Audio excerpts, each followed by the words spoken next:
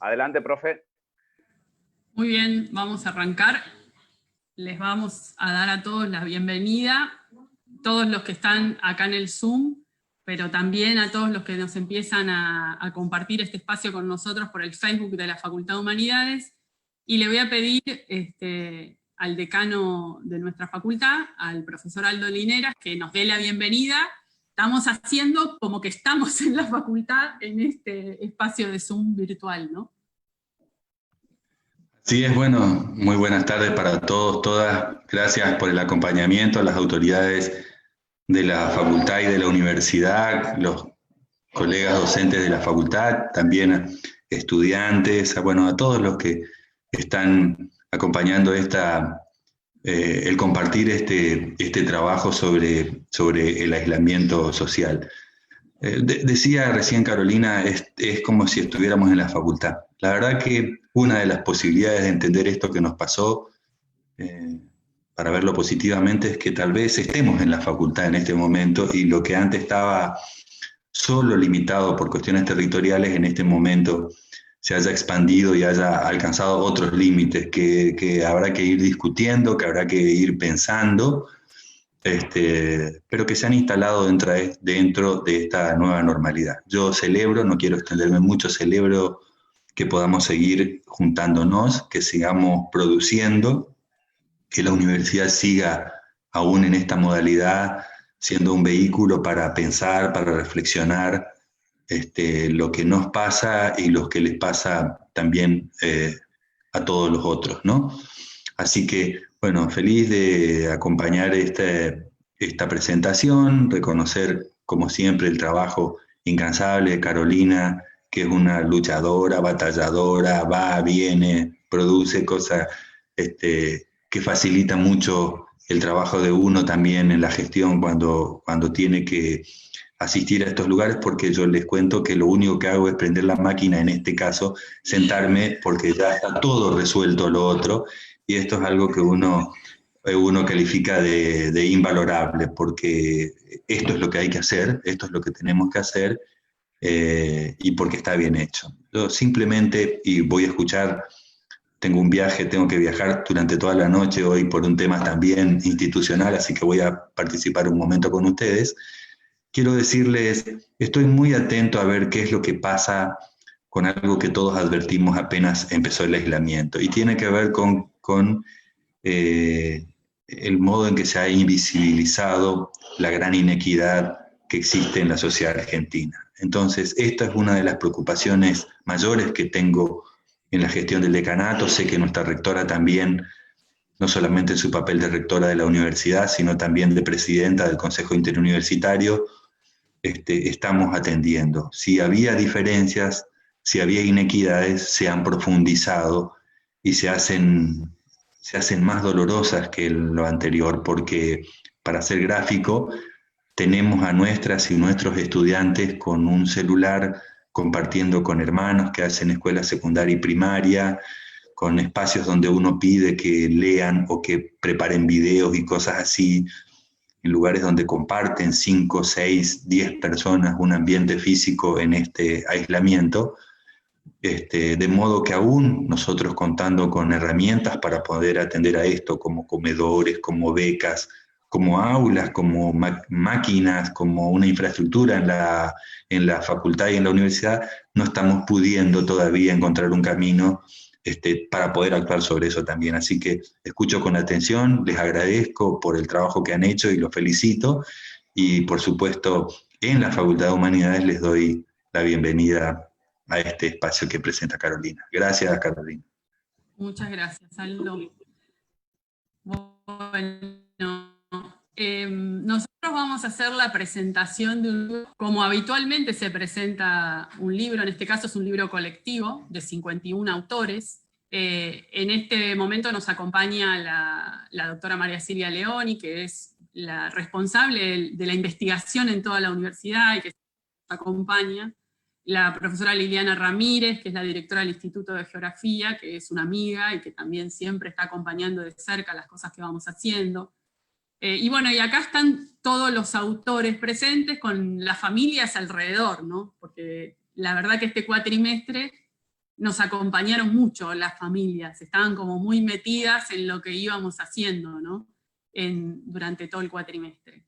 Este libro se llama El Aspo en primera persona, y una de las cosas más importantes para nosotros tiene que ver con que cada una de las estudiantes de la cátedra escribió en primera persona sobre su experiencia, ¿no? Y eso nos parece algo que es sumamente importante. Bueno, para hacer esta presentación como corresponde, o como nos parecía que se merecía esta producción, la invitamos a una colega, una amiga, la doctora Laura Zapata, que es una antropóloga, con la que intercambiamos mucho, y siempre estamos haciendo cosas similares. Ella estuvo dando clases también a través de la radio, por ejemplo, en el conurbano bonaerense, también con muchos estudiantes con muchas dificultades para sostenerse en el cursado, como nos pasó a nosotros. ¿Y por qué la invité a Laura? ¿Por qué quise que Laura esté con nosotros hoy? Yo les voy a contar algo a los estudiantes que, bueno, creo que les va a interesar. Laura fue una de las revisoras del artículo que Florencia Conde escribió en primera persona, y que ustedes leyeron, a partir del cual ustedes se inspiraron, y en gran medida se animaron, porque dijeron, si Flor puede escribir, ¿por qué yo no puedo escribir? Y Flor escribía en primera persona, y ustedes decían, un artículo científico escrito en primera persona, ¿cómo puede ser, no? Bueno, Laura en ese momento fue una de las revisoras, para nosotros la más importante de ese artículo, nosotros no sabíamos, pero después sí nos enteramos, tal como ustedes tuvieron revisores, ¿no?, del artículo que escribieron, porque sus coordinadoras les revisaron 2, 3, 4 y 5 veces esos artículos, tal como se escribe un artículo científico, ¿no? Y bueno, ese fue uno de los motivos por los cuales queríamos invitarla a Laura. También Laura fue profesora de las chicas, de Tami, de Flor y de Ayalén, en su posgrado en antropología. En marzo cursaron el último seminario presencial que hubo en el posgrado, lo cursaron con Laura, y fue muy interesante. Y lo que nos pasa con Laura es que siempre nos ayuda a pensar, siempre nos hace pensar. Y nos empuja un poco más a darle una vuelta de rosca a las cosas, ¿no? Y entonces era como muy, muy oportuno invitarla. Ahora, digamos, los títulos, lo que corresponde decir, ¿no? Laura es doctora en antropología, es profesora e investigadora de la Universidad Nacional de José C. Paz, ahí da clases también de antropología, estudiantes como ustedes. Es investigadora del Instituto de Estudios Sociales en Contextos de Desigualdad, e investigadora del IDES, del Instituto de Desarrollo Social, donde nosotros también tenemos una gran actividad y participación, y ahí también intercambiamos mucho, ¿no? Con la doctora Diana Milstein, que también nos visitó durante el cursado de la cátedra para hablar de la escritura, precisamente, ¿no? Bueno, te invito, Laura, a que hagas un comentario de nuestro libro.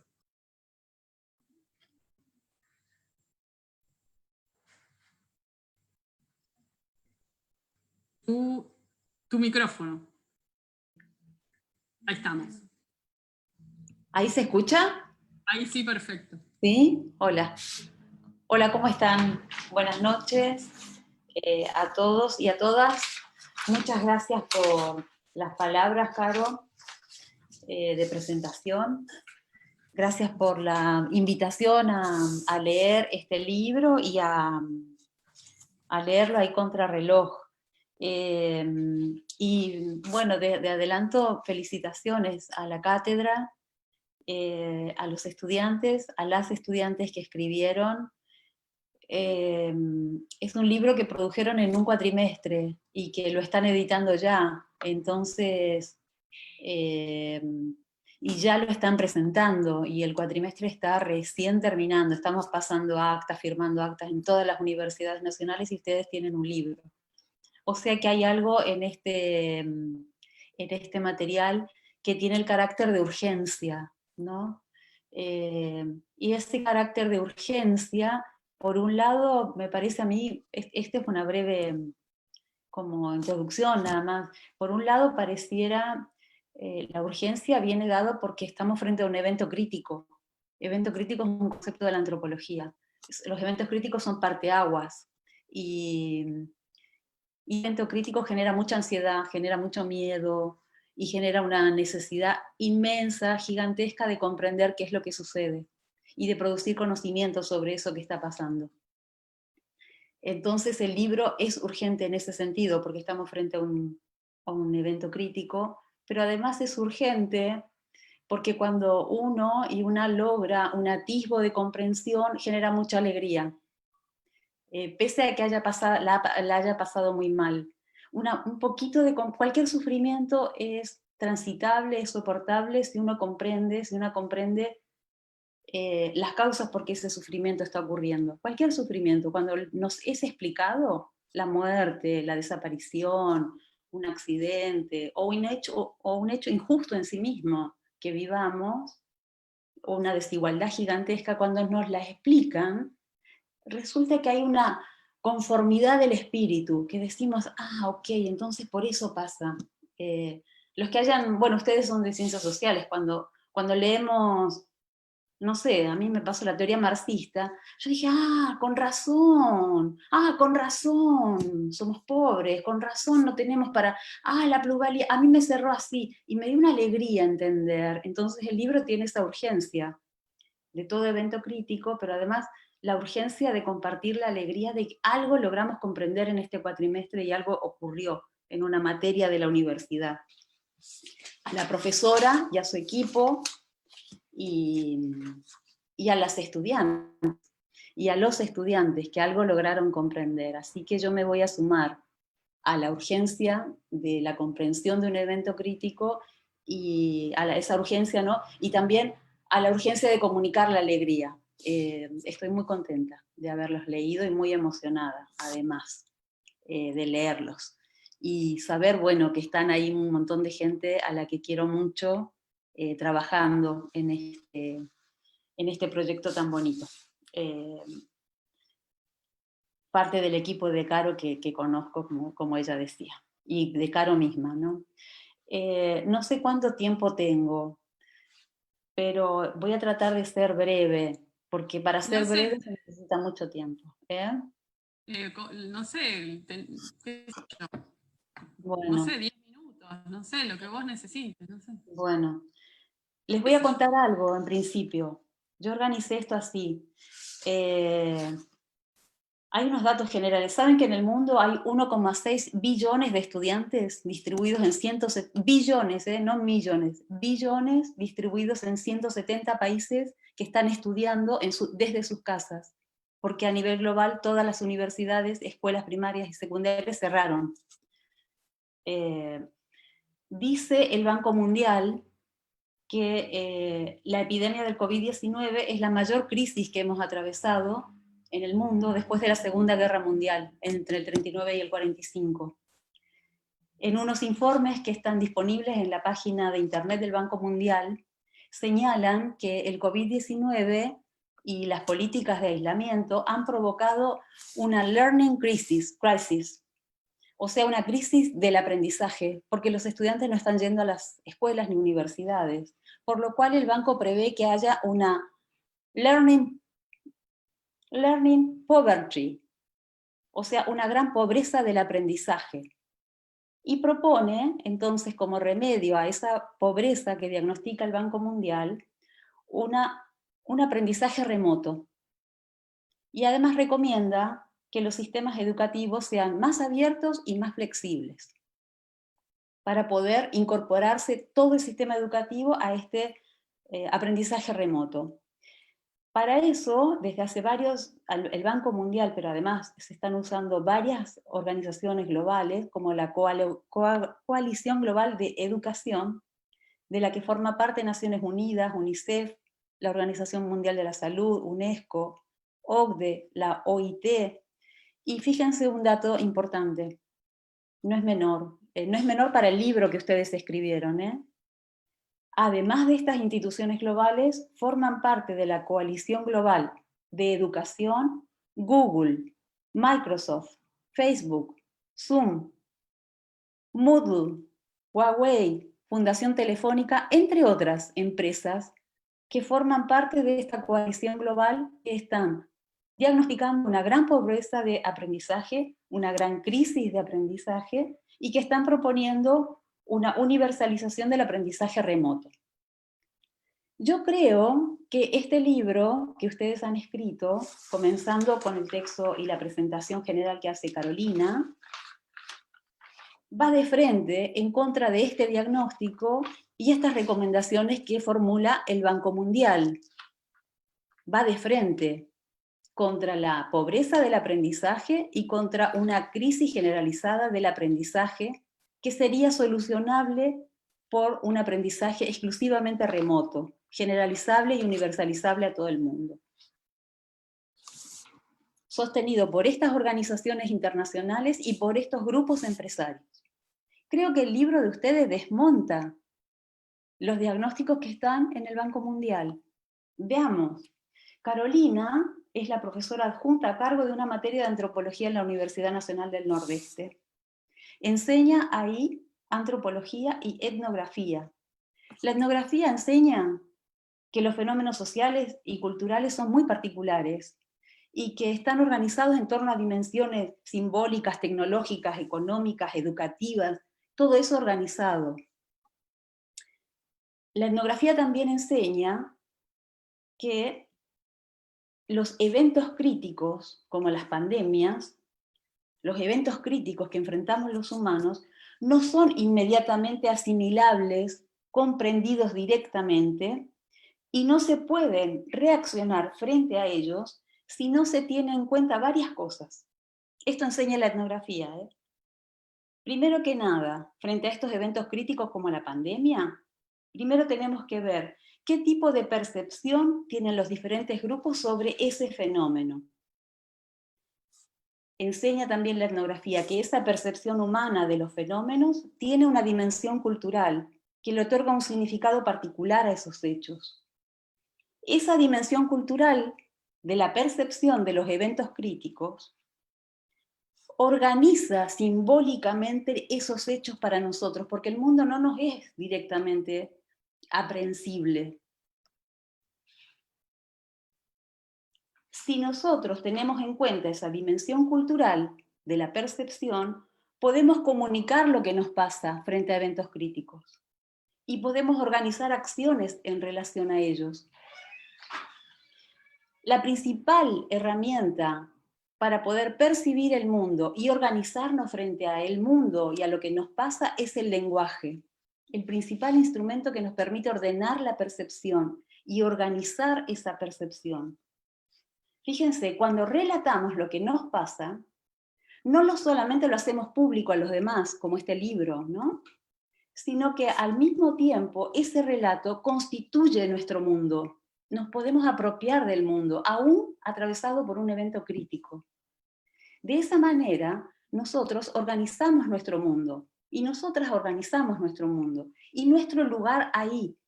Y a veces podemos tomar decisiones sobre dónde quiero estar en este mundo.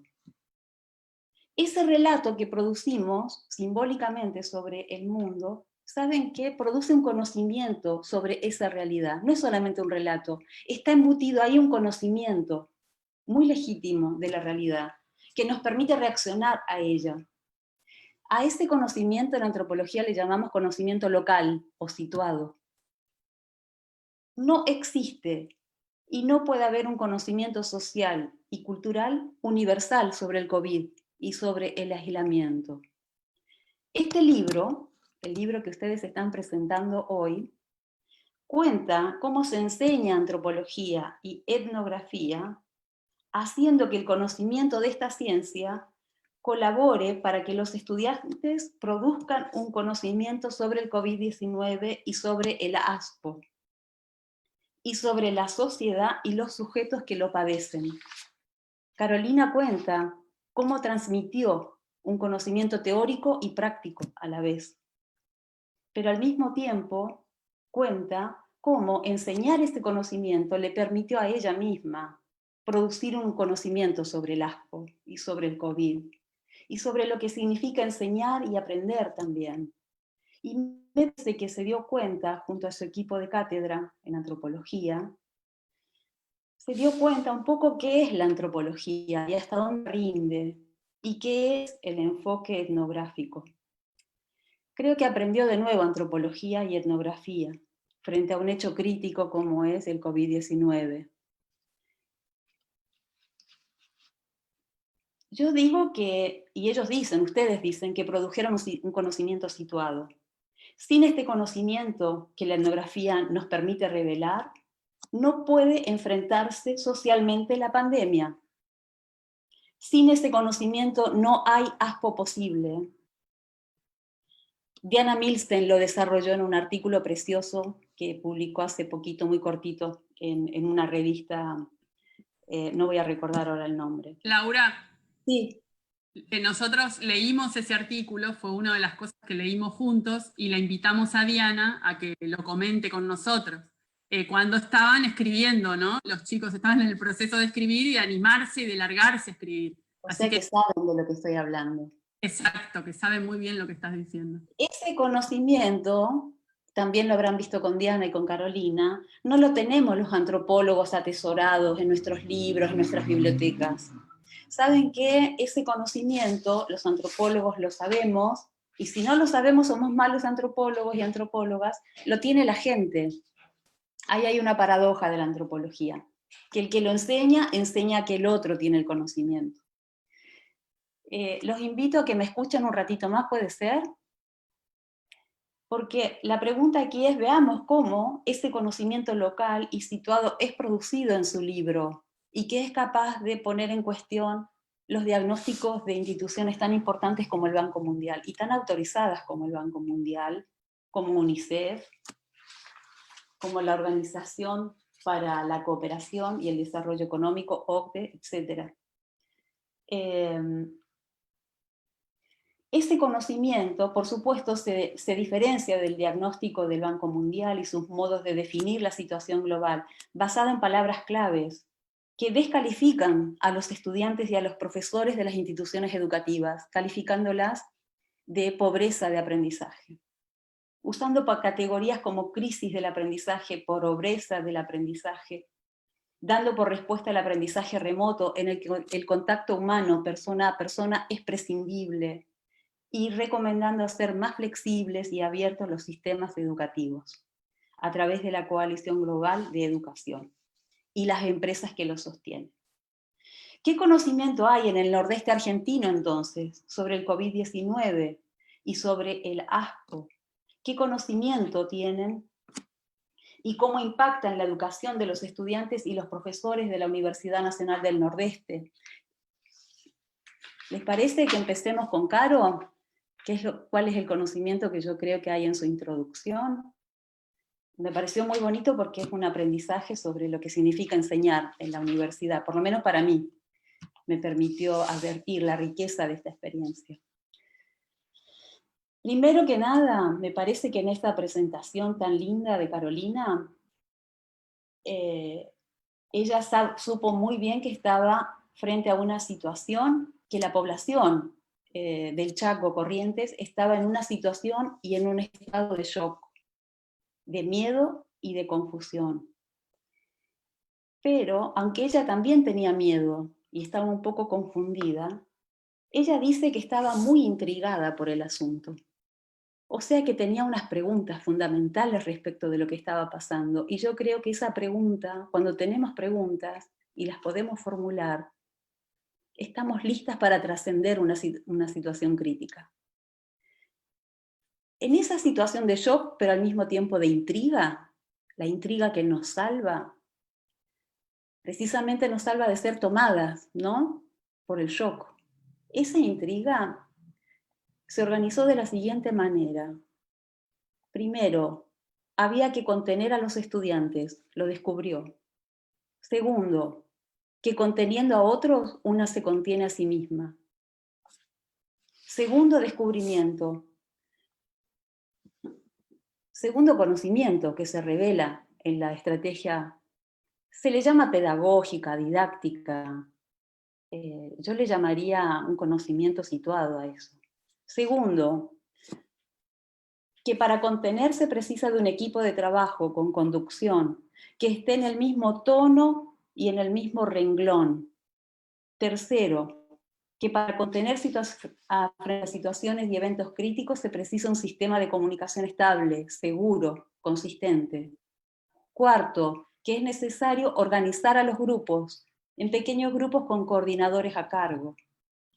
En mayo, dice Carolina, dio su primera clase en Zoom y se introduce acá la cuestión de la conectividad, del aula virtual y de la ausencia de contacto humano, persona a persona o cara a cara, como le llaman ustedes. Y acá está el quinto conocimiento que produjo. Y es que, y me voy a emocionar, discúlpenme, le provocó una gran conmoción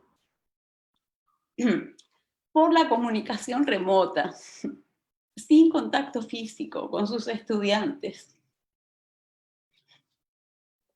Porque ella quería caminar entre ustedes, tocarles el hombro, mirarlos a los ojos, ver sus ojos cuando se sorprenden. Es lo más bonito que hay cuando uno da clases. Ahora bien, cuando ella se conmociona, como me conmociono yo, porque yo también di clases, volvió a plantearse una pregunta y dijo, ¿qué hay en este tipo de enseñanza? ¿Qué estoy haciendo? Me voy a meter con YouTube, me voy a meter, fíjense con quién se metió, con Google, con Zoom, con WhatsApp, con Moodle, con Facebook. ¿Con quién se metió? ¿Con quién se metió? Como decía mi papá, como dice mi papá, las patas del caballo. En esa coalición global de educación, los que están sosteniendo la educación remota. Claro, pero hizo otra cosa, porque introdujo ahí, vamos a ver qué. Sexto conocimiento. Hay una comunicación remota, pero lo que puede generar contacto humano aún a la distancia es la toma de conciencia de nuestra propia situación en el mundo, aún a través de la comunicación remota. Eso lo sabe Carolina porque es antropóloga. Esa toma de conciencia de la situación histórica en la que estamos lo pueden dar distintas herramientas, pero Carolina conoce el registro etnográfico, conoce el trabajo de campo, la observación participante, la entrevista, la corresidencia. ¿Por qué? Porque la antropología, el trabajo de campo, el registro, nos conecta con lo humano de nuestra condición. Es decir, con lo que se resiste a la pobreza en el aprendizaje. Se resiste a la estandarización y a la universalización homogeneizante. El Banco Mundial se reunió con todos los ministros de educación del mundo para dar estos lineamientos a nivel general. Creo que acá hay otro conocimiento, y dijo, no, yo voy a educar a través de lo remoto, pero yo voy a educar para humanizar, para que se tome conciencia de qué es lo que estamos viviendo. Creo que por eso propuso a sus estudiantes, Carolina, a tomar notas de campo, y propuso ejes como hipótesis. Ahí está su intriga. ¿Qué pasa con el tiempo? ¿Qué pasa con el espacio? ¿Qué pasa con la interacción? En el medio del shock, de la confusión, del miedo, del horror, tenía intrigas. La última cuestión que digo es, ¿qué conocimiento produjeron los estudiantes de Carolina? Es muy cortito porque realmente no llegué a más en el poquito tiempo que tuve para tramitar el libro, que en una parte le dije a Carolina que lloraba, que me emocionaba mucho leerlos. Me emocionó mucho leerlos, realmente. ¿Qué conocimiento creo que produjeron y que es teóricamente relevante? Primero, que hay una dimensión emocional en el aspo. Hay fatiga, ansiedad, miedo, asco, bronca, dolor de cabeza, dolor de ojos. Hay una alteración en la experiencia del tiempo. No se sabe qué día es, en qué horario están, por qué se están durmiendo a las 4 de la mañana, por qué se levantan a las 2 de la tarde. Y un esfuerzo gigante por hacerse actividades que les permitan levantarse temprano y organizar sus actividades. Y la universidad, y la cursada en la universidad, les permite organizar su dimensión temporal. No es solo un conocimiento, digamos así, academicista, ilustrado. Hay una organización del tiempo. hay una alteración del espacio, tuvieron que volver a vivir con sus familias, en esas casas chiquititas, con poco espacio, no podían salir a charlar con sus amigos. O padecieron el aspo solos y solas, en las casas que alquilan para estudiar. Pero además, me parece que ustedes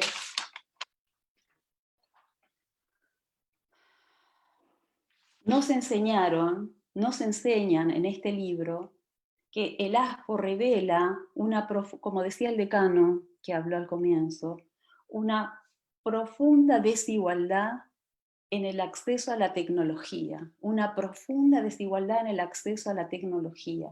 Primer conocimiento, tienen miedo de la falta de conectividad o de la pésima calidad de la conectividad en sus lugares de residencia. Les provoca muchísima ansiedad lo caro que resulta la conexión de Wi-Fi o los planes de celulares que usan, porque sus datos de celulares se les gastan al toque y tienen que decidir si conectarse a una materia o a otra, porque la conexión a una materia o a otra les gasta todos los datos celulares. Las computadoras en las familias, esto es lo que ustedes saben, en las familias son pocas y el número de personas que estudian son muchos. Por eso ustedes dicen que las computadoras explotan. Estudiar desde la casa reproduce problemas de desigualdad y de subordinación de género, porque las mujeres, además de cuidar a los hijos o a los hermanitos, tienen que cocinar y atender la casa, limpiar, y además tienen que buscarse el espacio para en la misma casa poder estudiar. La educación remota genera problemas de evaluación, y ustedes lo han mostrado con abundancia de evidencia. Los profesores no sabemos cómo evaluarlos. Ustedes se dieron cuenta que el aspo les reveló la importancia que tiene el contacto físico, y hay una compañera que en la página 81, 82 y 83 dice, defendamos el aula, y yo la acompaño.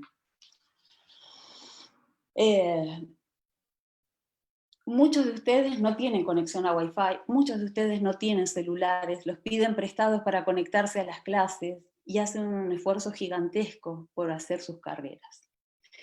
Finalmente, me parece que producir conocimiento los puso muy felices, y ahí hay una dimensión de la ciencia, de la antropología y de la etnografía que es alucinante, aunque lloremos, porque les gusta volver a leerse, les gusta encontrarse con ustedes mismas y les gusta redescubrirse a ustedes mismas desconociéndose a través de una práctica que es la escritura y de llevar un diario que les enseñó a hacerlo Carolina Gandulfo. Entonces parece que no hay una poverty crisis o una pobreza educativa. Parece que hay una gran riqueza educativa en nuestras universidades nacionales, en los estudiantes y en los profesores, y en lugar de una gran pobreza educativa y una crisis educativa, parece que hay una gran desigualdad y concentración de las riquezas y una gran inequidad en el costo de los sistemas de conectividad que precisamente funcionan mal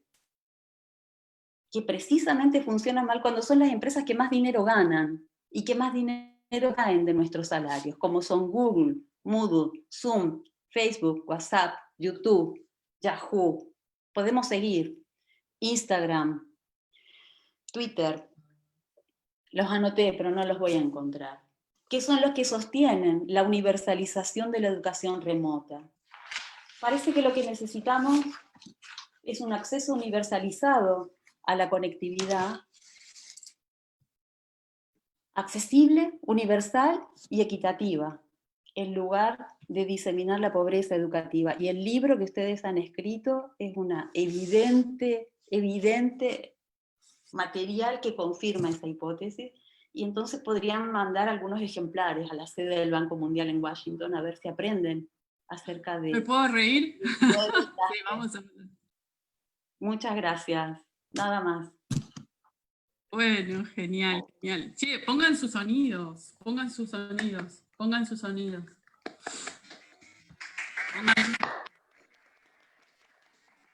Estamos aplaudiendo. Perdón el tiempo. No, muchísimas gracias. Muchísimas gracias. Bueno, Ay, vamos a seguir, porque es cierto que muchas decisiones las tomé yo, pero nada de esto hubiéramos podido producir si no tenemos el equipo, si no tengo yo el equipo de cátedra que tengo, ¿no? Entonces yo le pedí a Yalén, que es una de las jóvenes investigadoras que forman este equipo, que bueno, que haga algún comentario en nombre de todos, ¿no? El equipo de cátedra está conformado por Florencia Conde, Tamara Alegre y Ayalén Morales Michelini, que son becarias doctorales, están haciendo su proceso de formación en investigación. Eric Heirfeld del Valle, que está en su 5º año de Ciencias de la Educación. Lucía Espínola, que ya es profe de Ciencias de la Educación y están en el equipo de investigación. Diana Workade, que es su primera experiencia como adscripta en este sistema virtual. Miriam Perret, que es una antropóloga, ya súper antropóloga, porque es postdoctorada, y que quiso conocer nuestra cátedra y se sumó este cuatrimestre, y la profe Luz Vallejos y yo, que somos las profesoras regulares de la cátedra.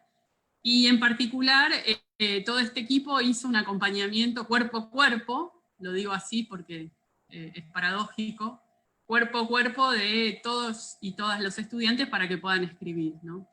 Ayalén fue alumna de la Cátedra de Antropología Social en el 2012. Ayalén, Tamara y Flor. Las tuve alumnas en el 2012 y nunca más se fueron. Nunca más nos fuimos, ¿no? Y conformamos un equipo increíble. Desde entonces participan como adscriptas, como pasantes, en fin, inventamos distintas figuras porque ya estarían fuera de la universidad en este momento, si fuera por las condiciones institucionales que no tenemos para que se inserten, ¿no? Formalmente.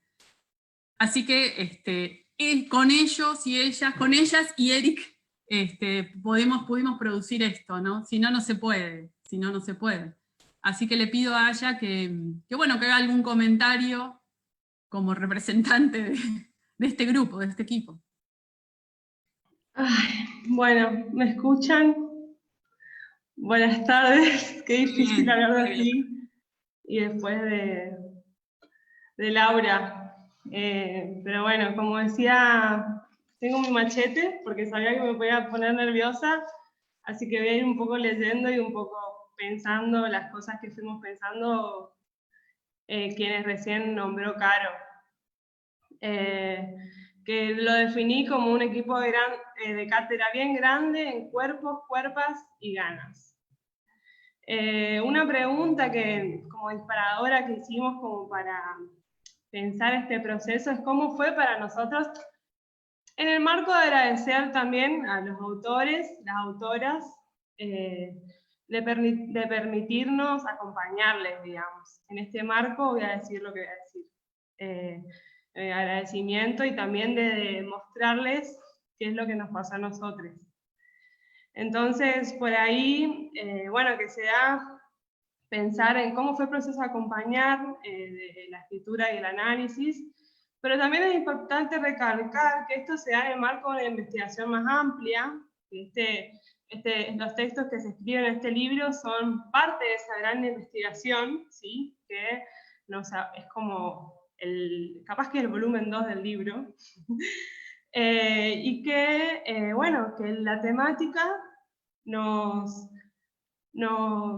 que sería pensar en el aislamiento, nos hizo pensar también en muchas otras cosas. Lucía marca en ese sentido que la temática del trabajo, a lo largo de la cursada, representó el poder vincularnos y canalizar entre todos todo tipo de sentimientos y vivencias. O sea, no solamente realizar una planificación del programa, sino también un proceso artesanal de tener que habitar nuevos espacios de comunicación y encuentro. Pensando en la escritura y el trabajo juntos, pensamos que acompañar procesos de escritura es un desafío siempre. Y ni hablar cuando es la primera vez, como comentaba ahí, que fue un gran desafío para ella, pero siempre es un proceso de aprendizaje de la persona que escribe como quien está acompañando y va revisando esa lectura, ese texto, digamos. Es decir, aprendimos y entendemos con el tiempo que la escritura siempre es práctica, y no consideramos que eso pueda ser de una sentada, sino que siempre hay un ejercicio de aprender a contar mediante el texto una experiencia, más allá de cualquier tipo de revisión de modos de redacción, sino de movimiento, de incomodidad y de pensar, entre otras cosas. Algo así como conversaciones que hace el autor o la autora con quien acompaña ese proceso y se hace consigo mismo también. Aprender que eso es un proceso, transmitir como grupo de cátedra que eso es un proceso, también es un desafío. En este sentido, Tami retoma la idea de pensar el paso a paso, de ver la primera versión a la última, y lo que se logró como algo hermoso, y también ser parte de la grandeza de ese proceso. Y también dar cuenta que nosotros también escribimos, entonces también estamos aprendiendo a expresar lo que sentimos y pensamos en la escritura. Sin embargo, este proceso de acompañar la escritura tuvo un nuevo ingrediente en este momento, que es la pandemia. Entonces, es un momento particular, ¿no?, de aislamiento, de incertidumbre, por ahí como mencionaba Lu, y muchas cosas que no sabemos nombrarlas. O que todavía es difícil poner en palabras, dice Eric. Entonces, es otro desafío, ¿sí? Y Flor, en relación a eso, hace hincapié en cómo fue difícil quizá, o cómo fue un aprendizaje en estos primeros escritos, donde cada uno de ustedes como autores y autoras iban plasmando los que iban sintiendo, y cómo nosotros teníamos que acompañar eso, cuando también lo estábamos viviendo nosotros, digamos. Y sabíamos que no todos estábamos viviendo la misma situación. Algunos estábamos, no solamente por la situación, vamos a decirle geográfica, sino que también en la situación particular, algunos estaban solos, otros con las familias, otros cuidando de las abuelas, otros con el hermano, otros no querían estar más con el hermano. Entonces acompañar ese proceso para nosotros fue también un desafío de aprendizaje. Y bueno, eso es lo que hace rico también este libro. Miriam habla de poder acompañar el proceso, fue ir viviendo y sintiendo y enriqueciendo nuestras miradas en cómo ustedes fueron pensando y viviendo en sus registros. Fue meternos en sus casas, en sus angustias, en sus modos creativos de afrontar el día a día, de cuidarse, de aprender, de discutir con la familia o de pasarla bien. Eric hace alusión a este proceso, más allá del proceso de escritura, un proceso de acompañarnos. Nosotros a ustedes y ustedes a nosotros. Acompañarnos en este proceso particular. Nos sentimos acompañados nosotros por ustedes. Sus modos de pensar lo que les pasa y lo que nos pasaba. Que se abrieron a pensar con nosotros, y en este sentido Lu recalca que se comprometieron con la tarea y la disposición de trabajar y pensar lo que nos estaba pasando todos los días, que eso no era nada fácil. A mí una palabra que por ahí me aparece es la experiencia de conmoverme, moverme con. Esa posibilidad que nos dio el proceso de pensar junto a otros y a otros, y estar junto a otros. No solo cuando nos leíamos, sino en el día a día, en alguna situación registrada o pensada como familiar, o en diferentes lugares del Nordeste. Tami apunta además la importancia de pensar esto como un conocimiento social, y que lo hicimos juntos. Y en esto es muy importante recalcar que rompemos con las lógicas que a veces promovemos también desde espacios institucionales, como por ahí nombraba Laura recién, de que los jóvenes, los adolescentes, no pueden ser personas que crean, que piensan, y que ahora son autores de libros. Entonces, finalmente, como para ir cerrando, pienso, ¿no?, en este proceso de autoría, y en este momento, ¿no?, que por ahí que escuchamos muchas veces, o ahora pensando, retomando lo que dice Laura sobre los diagnósticos, ¿no? Pesimistas o críticos, sobre la no educación, yo pensaba en las tecnologías, ¿no? Porque también escuché mucho del miedo a la tecnología por parte de los autores. En las viejas, en las nuevas y en la vida. Entonces, son nuestro miedo a las tecnologías, lo difícil que se torna la apropiación. Y a partir de eso surgen preguntas como, ¿qué será la tecnología? Que cuando la mencionamos así parecieran maquinarias enormes, que también nos recuerda a no sé, a un capítulo de Futurama o la película Volver al Futuro. Pero pensando en los autores en este libro, ¿no estamos haciendo tecnología o aprendizaje? ¿No hace tecnología Romy cuando reinventa los espacios de la cocina en función del momento y la charla con su compañero? ¿O cuando Ceci habla de mutar el escritorio entre el comedor y la habitación? ¿No hace tecnología Flor cuando desplaza un aparato de metal con entramados de tela, al que le llamamos silleta, en su patio, y desde ahí se teletransporta mentalmente algún recuerdo con su familia y primas que en este momento no puede ver? ¿O Mauro cuando festeja por videollamada cumple con su papá? ¿Cómo llamarle a las precauciones, a los cuidados diarios, a los nuevos hábitos de higiene que toma Flor para cuidar a su abuela, que se me aparecen en la mente cuando vuelvo al supermercado? Cuando Ale se hace compañía junto a sus amigas en fiestas virtuales, ¿no hace tecnología? ¿No están también creando? Las tecnologías son las máquinas, la compu, el celular, o lo que hacemos del tiempo en el espacio, los objetos para crear posibilidades, para habitar de una manera diferente lo liviano o lo denso de un momento. Este libro, sus autores, sus análisis y su posibilidad de hacernos llorar, reír, sentirnos tristes, enojarnos, viajar por todo el Nordeste, ir a hacer compras a un kiosco de Resistencia, pensar los vínculos con los perros, los gatos, cuidar la abuela, repetir de memoria cómo limpiarnos, pensar la muerte, pensar el amor. ¿No sería también hacer tecnología? Bueno, nada, los felicito, fue hermoso para todos nosotros ser parte de este proceso. Y bueno, invito a leer esta experiencia hermosa de todo esto. Gracias, eso es todo.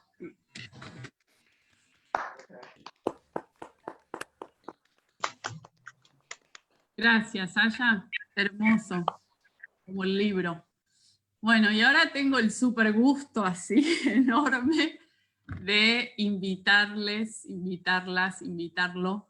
a Abril, a Mauro y a Carla, que son tres de los autores, a que hagan su comentario, a que nos cuenten cómo hicieron este libro. Abril desde Goya, Corrientes, Mauro desde Isla del Cerrito, Chaco, Carla, correntina de Bellavista, pero residiendo en Resistencia. Ellos tres les doy el pie para que nos comenten lo que quieran. Bueno, hola, ¿cómo están? Ojalá se me escuche bien. Estuve con problemas de conectividad recién. Se escucha bien, Abril, dale. Creo que igual ya se dijo todo. Espero no emocionarme porque yo soy re llorona. Tengo también mi machete, como dijo Aya. Y básicamente la idea nació de conocer esto raro que nos vino a interpelar, que es el aislamiento. Fue nuestro objeto de estudio y nuestro hilo conductor durante todo el cuatrimestre. Y en base a eso también recupero lo que decía la antropóloga Laura Zapata hoy, que la profe nos propuso escribir sobre 3 ejes. El tiempo, cómo nos sentíamos con el tiempo, con los espacios y con las interacciones, tanto los que vivían solos como los que estábamos con la familia, como yo estoy acá con toda mi familia. En ese sentido empezamos a hacer, la idea era escribir todos los días, escribir, sentarnos en un momento en el que estemos tranquilos, calmados, buscarnos un momento y escribir. Escribir como nos salga, escribir lo que sentíamos. Y bueno, a muchos en ese proceso de escribir, pasando los días, como que se volvía, el escribir la rutina se volvía muy monótona, muy aburrida, y muchos y muchas sentíamos que no teníamos nada nuevo para contar, porque todos los días nos levantamos a las 8, almorzamos a las 12, nos bañamos a las 7, y así, era un repetir, y era un loop todos los días. Y entonces le preguntamos a la profe si podíamos escribir semanalmente, hacer un registro semanalmente. La profe nos dijo que sí, que la consigna era escribir, no importaba cuánto, no importaba cómo, la consigna era escribir. En ese momento entonces empezamos a escribir, ya no, por lo menos me pasó a mí y a muchos de mis compañeros que me contaron, que ya no empezábamos a escribir sobre la rutina, no hablábamos más de a qué hora nos levantábamos, sino además cómo nos sentíamos, cómo la cuarentena y el estar encerrados y no poder salir nos estaba afectando de alguna manera, tanto buena como mala. Y bueno, y con esos altibajos del mismo aislamiento, para muchos y para muchas, el escribir diariamente o semanalmente se convirtió como un refugio, un pequeño lugar seguro en el que podíamos poner todo lo que sentíamos, la bronca, el miedo, la angustia, los momentos de felicidad, la frustración, por ejemplo, por no poder acceder a internet, como a mí me pasaba también al principio, y bueno, me sigue pasando. Y bueno, se convirtió en esto, en un lugar seguro, en un espacio de catarsis para escribir y poner todos esos sentimientos que no salían hablando con alguien o hablando solos, fueron plasmados en esos escritos. Después de más o menos 2 meses de escribir, se hizo un stop, paramos, y la profe dijo, bueno, ahora todo esto hay que analizar. ¿Y cómo analizamos algo que escribimos nosotros? ¿Cómo hacemos eso? Bueno, entonces la profe, otra vez, siempre al pie del cañón, igual todos los coordinadores y coordinadoras, nos dice, vean, busquen las partes que se repiten, lo que a ustedes les parece que cambió, subrayen, marquen, vuelvan a escribir, léanse otra vez, porque seguramente van a encontrar cosas, pasó tanto tiempo, 2 meses parece nada, pero en realidad con la cuarentena el tiempo también cambia y se siente de otra manera. Entonces, volver a leer eso que escribimos en marzo, ya estábamos en mayo, fue como, wow, mirá, así me sentía yo en ese momento, y ahora ya no me siento más así. Bueno, entonces era marcar, subrayar todo lo que nos parecía que se destacaba sobre lo otro, y en eso armar una especie de categoría. Por ejemplo, yo armé, las categorías que armé fueron, que más marqué, fue cómo me sentía con la facultad, la convivencia familiar, que yo estaba en Resistencia antes de que se decrete el ASCO, y mi papá me llama un domingo y me dice, vení, porque esto se larga, y yo agarré mi mochila con 3 mudas y me vine, y me tuve que comprar ropa de invierno acá, para que se den una idea, o sea, me tuve porque todo quedó allá, me traje mi pendrive, que es donde guardo todas las cosas de la facultad, que en Resistencia no ocupo, pero acá eso fue, ese pendrive que encima es chiquitito, fue la gloria para mí, porque ahí está toda mi facultad, los parciales, los trabajos, está todo ahí. Bueno, fue así, fue llamarme y que yo venga, y bueno, y el escribir también, la convivencia familiar, los sentimientos, cómo me sentía yo, que estuve muy angustiada algunos días, muy feliz otros, muy frustrada.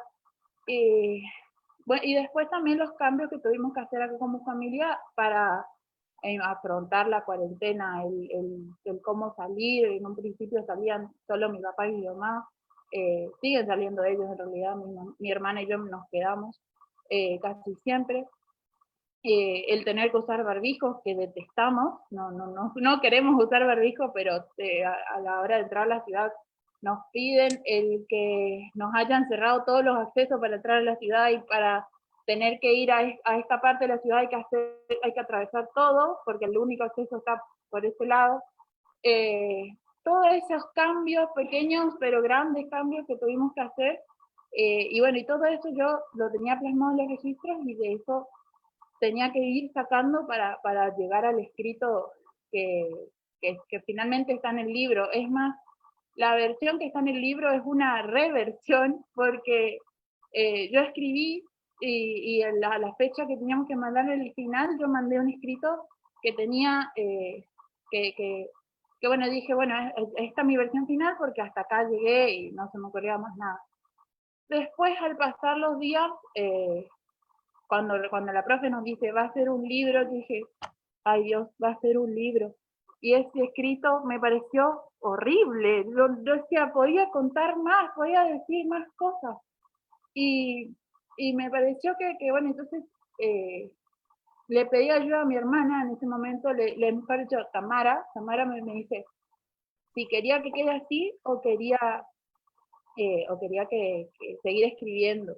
Y en ese momento digo, yo tengo más para decir, puedo explayarme un poco más. Y bueno, le pedí ayuda a Tamara y también a mi hermana mayor, que me ayudó un montón. Y entonces, que me ayuden a cerrar partes que por ahí en mi escrito quedaban inconclusas. Muchas partes que yo hablaba como de muy generalidades, decir, bueno, acá, ¿qué te pasa? Pues fíjate que esto hay gente que no te conoce, y entonces si vos pones, escuché música, bueno, pero ¿qué tipo de música? ¿Por qué? Y así, muchas cosas que quedaban como muy generales, ir detallando, ser muy detallista en ese sentido, para poder así llegar a contar una historia que no era para alguien que me conocía, sino a alguien desconocido y que se puede llegar a sentir como yo en ese momento. Así que bueno, en ese sentido también yo ya hablé mucho y le paso la palabra a Carlita para que siga. Buenas noches. Bueno, mi nombre es Carla Vallejos y como contaba Caro, soy de Bellavista Corrientes, pero ahora me encuentro haciendo el aislamiento en Resistencia y la verdad es que comparto mucho de lo que dijo Abril. Me sentí igual en casi todo.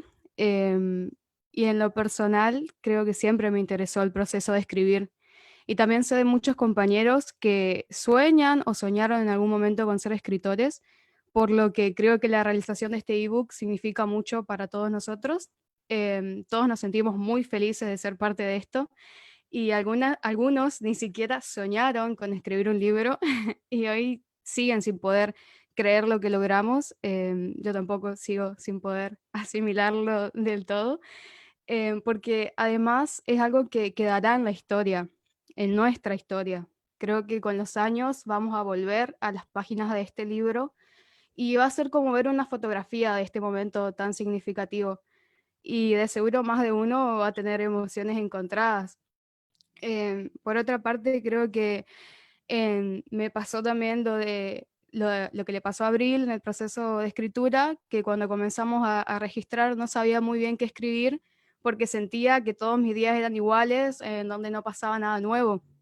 Si bien esta situación fue cambiando con el pasar de los días, porque el encierro repercutió en mis estados emocionales. Y fue ahí donde me descubrí en mis escritos, porque comencé a acudir a ellos cada vez que necesitaba desahogarme o necesitaba asimilar alguna situación que estaba pasando. Durante la escritura me pasó que estaba tramitando todo para poder volver con mi familia a Bellavista y la verdad es que sigo sin poder volver. Fue un proceso que fue muy duro porque no había forma, digamos. Intenté todos los medios posibles, pero escribir creo que me ayudó muchísimo a sobrellevar eso, a sobrellevar el aislamiento en Resistencia, que no es nada fácil, sigue sin ser fácil, y también a poder entender mejor lo que me pasaba a mí, lo que yo sentía en el interior. Con el tiempo, el escribir en mis registros se convirtió en algo que disfrutaba mucho. Era un momento en el que charlaba conmigo misma, que me encontraba y me conocía un poquito más. Y pasé de no saber qué escribir y quizás no ponerle tantas ganas a que sea mi momento favorito del día en el cual podía abrir mis sentimientos y expresarme.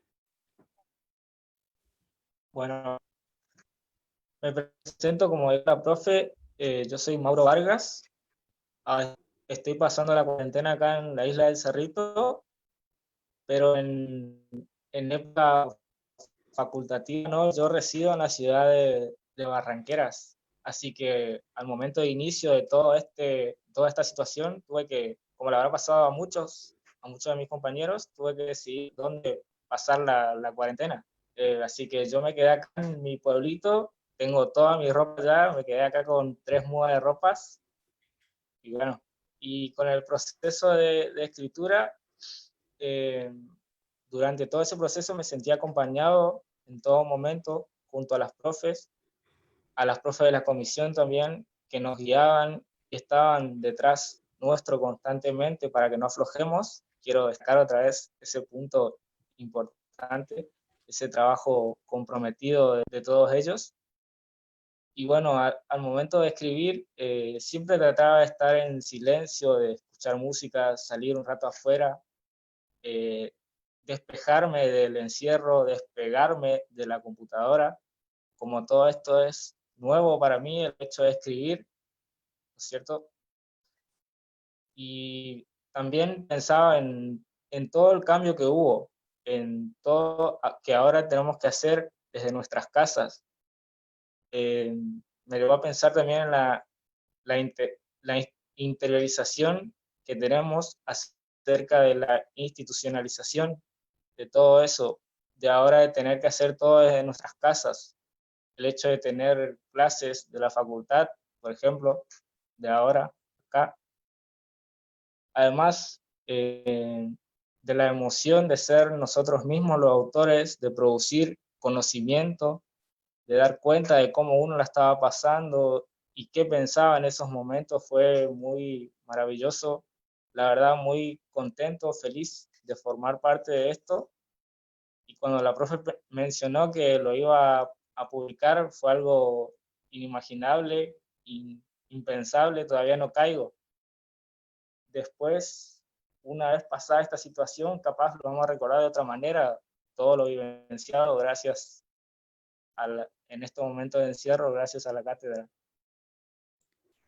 Bueno, para darle un poco un cierre a la idea, creo que son bastantes historias con las que el lector seguramente se sentirá identificado porque los relatos abarcan muchos contextos. Somos estudiantes de diversas localidades, por lo que cada uno vivió y vive de forma diferente este aislamiento, y eso también es lo interesante del ebook, la diversidad de historias con cuales sentirse identificado. Por eso los invitamos a todos a leernos.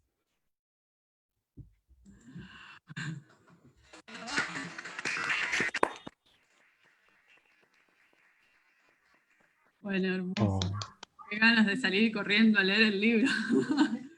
Bueno, les quería comentar que la rectora llegó tarde a su casa y está mirando la transmisión por Facebook y por eso no está en el Zoom.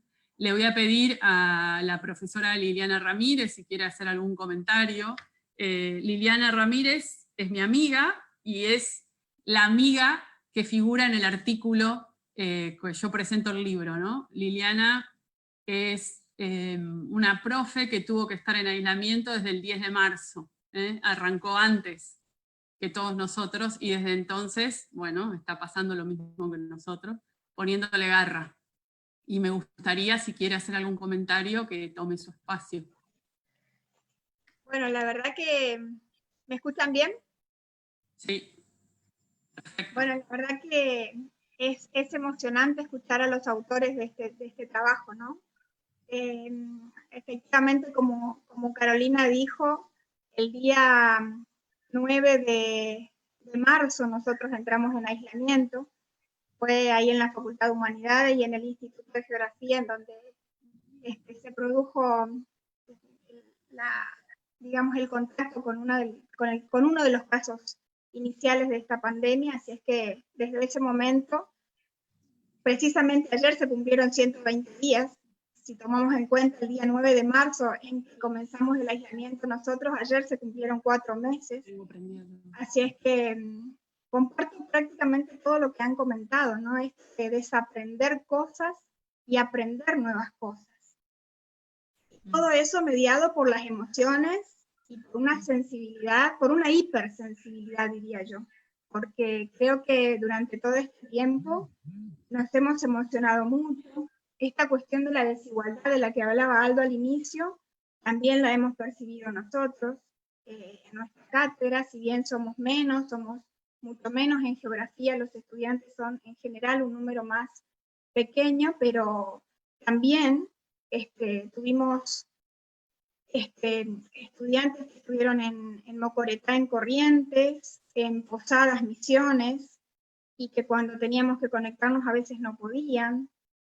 De manera que hemos transitado el mismo camino que han transitado ustedes, y esto de aprender y desaprender, o desaprender y aprender, ha sido un camino en el que los saberes de los estudiantes nos han ayudado a los profesores a efectivamente incorporar otro conocimiento, porque la cuestión generacional ha sido también un elemento determinante para que inicialmente y de un día para otro tengamos que aprender cosas. Por eso el camino recorrido fue un aprendizaje, una co-construcción de aprendizajes entre todos, entre estudiantes, profesoras, profesores, todos los que participamos en ese proceso. Así es que yo lo que quiero es felicitar a Carolina como profesora adjunta de la cátedra, pero a todo su equipo y a todos los autores, todos los autores que han participado, porque realmente es una satisfacción a 4 meses de haber empezado esta pandemia tengamos una producción tan valiosa, que sin lugar a dudas va a sentar el precedente, porque es algo que se fue haciendo a medida que íbamos viviendo lo que estábamos viviendo. Entonces, felicitarlos enormemente, y como dijo Aldo al inicio también, Carolina es una persona que piensa y hace. Ella no espera, piensa y hace. Entonces, en ese sentido, felicitar a todos, todas y todos.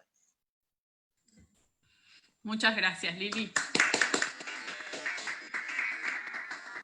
Bueno, y ahora yo un poco para cerrar le voy a pedir también a María Silvia Leoni, que es la secretaria general de Ciencia y Técnica de nuestra universidad, que siempre nos acompaña, nos banca y me banca todo lo que voy a pedir, a insistir.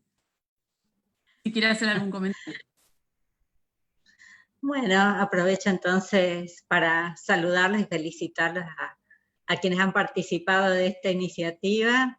Tal como dijeron Aldo y Liliana, bueno, Carolina siempre tiene ideas, cosas para llevar adelante, ideas originales, cosas muy buenas y que se plasman, que efectivamente se realizan, pero con todo el empuje que le pone. Y esto me pareció también una iniciativa excelente, porque esto es una cuestión, lo que nos planteamos, cómo crear por ahí espacios, cuando no están esos espacios físicos que compartimos con los estudiantes, con las estudiantes, cómo recrear esos espacios, buscar otras formas de hacerlo, de poder contenernos mutuamente, de intercambiar, de seguir produciendo conocimientos. Y esta me parece una iniciativa excelente, ¿no? Que responde un poco a estos cuestionamientos que siempre nos estamos haciendo últimamente de cómo encontrar caminos, alternativas frente a esta situación que se nos vino encima, ¿no? Y que todos estamos sufriendo de la misma manera o de maneras más o menos parecidas, y encontrar esos espacios para intercambiar, para vincularnos, para conocernos. Esto que decía al principio también, ¿no es cierto, Laura, la cuestión de que nos falta esto del contacto físico, que es tan importante. Estamos asistiendo por allí a alumnos que se reciben y no se los puede, siempre está toda esa cuestión del abrazo posterior, de todo lo que significa llegar a esa instancia y no poder participar de eso.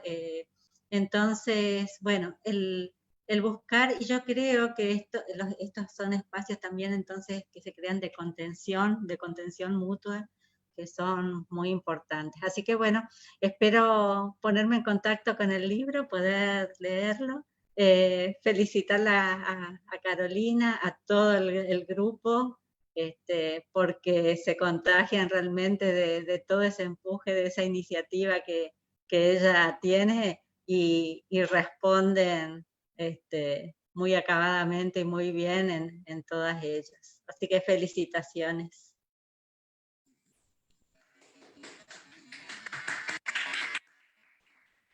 Bueno, muchas gracias María Silvia. Gracias Aldo por habernos acompañado toda la transmisión, que dijo que ya se iba, pero se fue quedando el decano. ¿Querés comentar algo? Bueno, muchas gracias María Silvia. Como quieras. No, gracias. Y quería, o sea, hasta las 9 estoy en mi límite ahí como para prepararme, así que todavía estoy con margen. Un gusto escuchar y tanto la presentación de Laura, que también cuando te puntualizan hacia algunas cosas te sirve, te abre la cabeza, te ayuda, digamos, a siempre la claridad conceptual, ayuda a poder entender las cosas. Y por eso refuerzo esto último que ella señalaba. Yo creo que la universidad tiene la obligación de pensar esto, por supuesto que es un trabajo de contención, pero la escritura, por eso es el trabajo tan importante que han hecho las y los estudiantes junto con vos, Carolina. De la escritura, yo entiendo, es una herramienta de conocimiento, y una escritura que obliga a la introspección, a pensarse, a un esfuerzo no solo catártico, sino para entender esto. Me parece que no es menor el aporte de entender qué está pasando. Uno tiene que entender qué está pasando, la universidad tiene esa obligación, y me parece que empezar por nosotros, como decían muchos de las y los estudiantes, de las chicas, Abril creo que era la que decía esto, también es muy importante, ¿no? Así que nada, eso nada más. Me quedé, no protocolarmente, Carolina, me quedé escuchando, así que gracias por la invitación, por supuesto. Muchas gracias, Aldo. Bueno, los Zoom son complicados. Si hay algo que son complicados para mí, es cortar el Zoom. Entonces yo me busqué una estrategia esta vuelta, porque este es el último Zoom, creo, del cuatrimestre, y no puedo cortar, me pone mal cortar, no tengo forma de hacerlo. Entonces, les cuento a todos, porque hubo como 120 personas en la transmisión de Facebook, y todavía están, que este libro lo vamos a presentar a partir de mañana en la Feria del Libro de Corrientes, va a estar en el portal de la feria. Nosotros tenemos un colectivo editorial a partir del cual editamos este libro, es decir, somos autores y somos editores y editoras de este libro.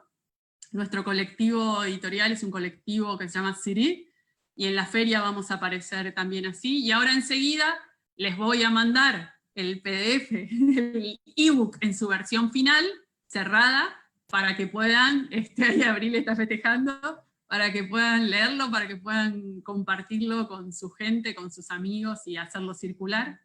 Ya les dije, durante el día de ayer y hoy tuvimos muchas reuniones de Zoom, les dije a todos de miles de formas que pude, lo feliz que estaba, lo emocionada que estaba, lo orgullosa que me siento de la producción que hicimos, de la importancia y la relevancia que considero que tiene nuestra producción, y sin soslayar en ningún momento las muertes que siguen habiendo.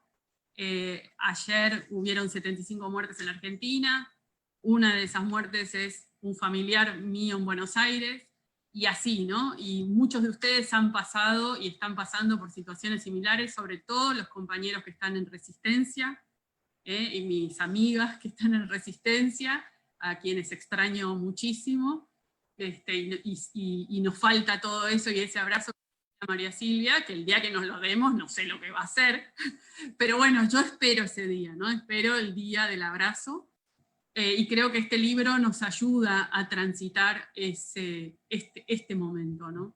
Entonces, sin olvidar todo eso que estamos viviendo, tengo una gran alegría, una felicidad enorme, y estoy súper orgullosa, y les mando saludos en especial a todas las familias, porque si hay alguien que acá hizo mucho el aguante, fueron los papás, las mamás, los hermanos, las hermanas, hasta las mascotas, tengo que decir. porque realmente ese apoyo que tuvieron fue muy importante, y muchos de las familias me conocían, interactuábamos, nos mandábamos mensajes, y yo estaba metida en la casa de todos, ¿no? Compartíamos mucho. Y un especialísimo agradecimiento, y con eso voy a terminar los agradecimientos, que son los compiladores del libro. Tamara Alegre y Martín Domínguez. Martín es uno de los estudiantes, que está allí, y que es uno de los que tuvo la idea, porque dijo, profe, tendríamos que hacer algo así, como lo de Sopa de Wuhan. Y ahora termina diciendo Martín que esto es mejor que lo de Sopa de Wuhan, ¿no? Entonces, trabajamos muchísimo estos últimos días para llegar con el libro, porque queríamos que hoy todos tuviéramos el libro, y mañana esté el libro en la Feria del Libro de Corrientes. Así que cumplimos así con todos los objetivos por demás. Voy a cerrar, pero no el Zoom, voy a cerrar con un videíto, y cada uno se va cuando quiere o no se va, no lo sé, pero la transmisión se va a cortar cuando termine ese video. Si me sale bien, si aprendí a manejar esto, nos vamos de esta manera.